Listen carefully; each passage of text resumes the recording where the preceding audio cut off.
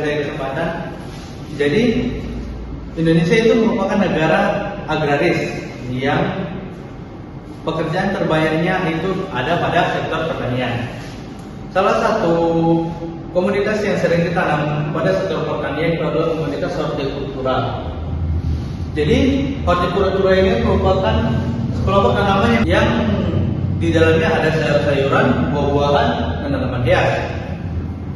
Jadi pada tanaman hortikultura ini salah satunya adalah tomat. Tomat memiliki nilai ekonomi yang tinggi dan sering sekali dibudidayakan. Dalam budidaya tomat, salah satu hal yang paling banyak dilakukan adalah pemberian pupuk. Pemberian pupuk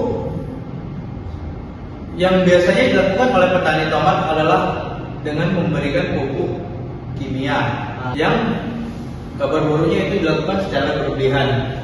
Jadi pemberian pupuk kimia yang dilakukan secara berlebihan ini dapat menurunkan kesuburan tanah yang pada akhirnya dapat merusak lingkungan. Untuk itu diperlukan solusi dalam mengurangi dari penggunaan pupuk kimia yang ada di lahan pertanian ini. Salah satunya adalah penggunaan pupuk hayati. Karena penggunaan pupuk hayati ini dapat meningkatkan kesuburan tanah secara alami dan membantu penyerapan unsur hara oleh tanaman. Di sisi lain, pupuk hayati ini juga sangat ramah lingkungan, jadi sangat bisa diterapkan secara berkelanjutan. Oke, mungkin itu saja yang bisa saya sampaikan. Selanjutnya akan disampaikan oleh teman saya. Baiklah teman-teman, selanjutnya ada pupuk PGPR dan jamur mycorrhiza. Nah, pupuk PGPR ini atau Granular Formasi Rhizobacteria, yaitu bakteri baik yang hidup di sekitar tanaman.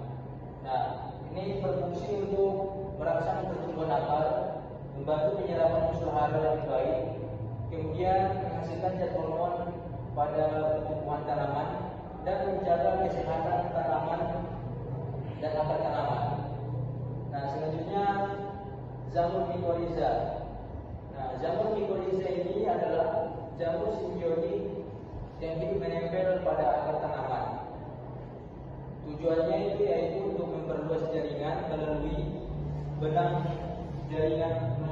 akar tanaman ini, kemudian membantu penyerapan hara dan nutrisi terutama pada fosfor. Nah, dan yang terakhir itu membantu tanaman lebih tahan kekeringan dan penyakit. Nah, dapat kita simpulkan teman-teman, pada pupuk PGPR dan jamur mycorrhiza ini yaitu keduanya sangat baik digunakan untuk meningkatkan produktivitas tanaman secara alami dan ramah lingkungan. Baik, di sini saya akan menjelaskan tentang cara kerja pupuk PGPR dan pupuk mycorrhiza. Yang pertama, PGPR bahwa pupuk itu bekerja melalui aktivitas mikroorganisme di dalam tanah untuk membantu pertumbuhan tanaman. Yang di sini terdapat PGPR di mana cara kerjanya itu menghasilkan hormon pertumbuhan,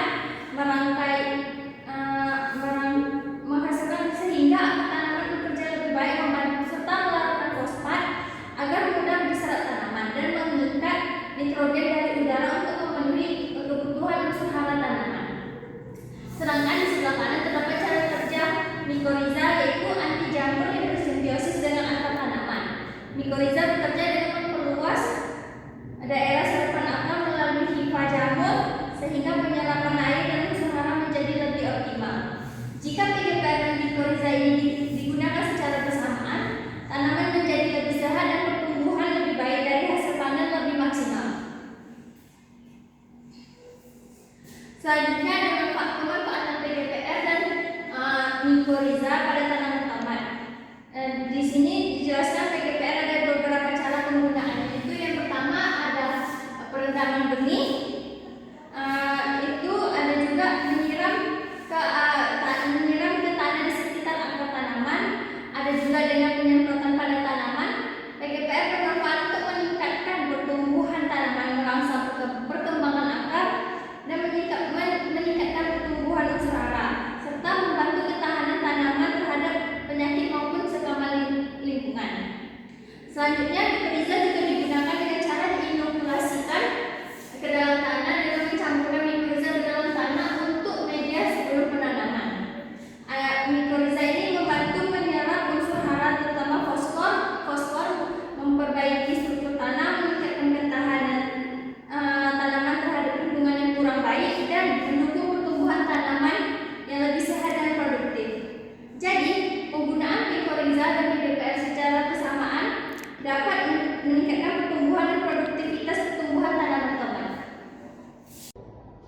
kedua di sini ada hasil penelitian yang dimana penggunaan PGBL dan penggunaan jamur mikoriza. Yang pertama itu adalah penggunaan PGBL bakteri Bacillus cereus, di mana penggunaan PGBL ini mampu meningkatkan pertumbuhan tanaman, meningkatkan hasil buah, serta meningkatkan kualitas buah dengan cara kerjanya bakteri Bacillus cereus akan menempel pada jaringan perakaran tanaman sehingga dapat membantu melarutkan unsur hara yang mudah diserap oleh tanaman tempat tersebut.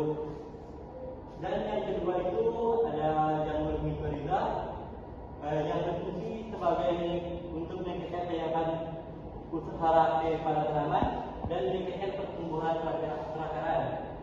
Untuk cara kerja dari jamur mikoriza muskular ini, jumlah nipah jamur akan bersimbiosis mutualisme pada jaringan perakaran tanaman sehingga dapat membantu penyerapan air, mineral serta penyaman fosfat pada tanah dan dialirkan pada tanaman tempat. Untuk sebagai contoh dapat dilihat pada gambar di samping. Tanaman satu ialah Tafa mikoriza dengan tanaman buah dengan pengaplikasian mikoriza yang dimana terdapat perbedaan luas dan kedalaman perakaran pada tanaman tersebut. Dan dapat disimpulkan bahwa penggunaan PGBL dan jamur mikoriza ini dapat meningkatkan produktivitas tanaman dan meningkatkan kualitas hasil buah dengan cara lebih alami dan berkelanjutan. Baik, terima kasih kepada teman saya yang sudah memberikan saya kesempatan. Jadi di sini pada slide ini saya akan membandingkan antara penggunaan pupuk hayati dan pupuk kimia. Jadi yang pertama itu ada di sebelah kiri saya. Untuk pupuk hayati itu ada PGPR. Jadi PGPR itu adalah bakteri baik yang membantu pertumbuhan tanaman. Kemudian di sebelahnya ada mikoriza. Jadi untuk mikoriza ini adalah jamur yang membantu menyerap unsur hara terutama fosfor. Jadi untuk penggunaan pupuk hayati ini ia dapat meningkatkan pertumbuhan tanaman, kemudian meningkatkan hasil panen, meningkatkan kualitas buah, meningkatkan penyerapan fosfor dan pertumbuhan akar. Dan terlebih lagi penggunaan pupuk hayati ini ia ramah lingkungan serta dapat menjaga kesuburan tanah. Dan di sebelah kiri saya ini ada pupuk kimia. Pupuk kimia ini jika diaplikasikan secara terus-menerus dan secara berlebihan, ia bisa membuat pertumbuhan tanaman kurang optimal, kemudian hasil panen yang relatif lebih rendah, kualitas buah kurang baik, dapat merusak struktur tanah dan mikroorganisme tanah.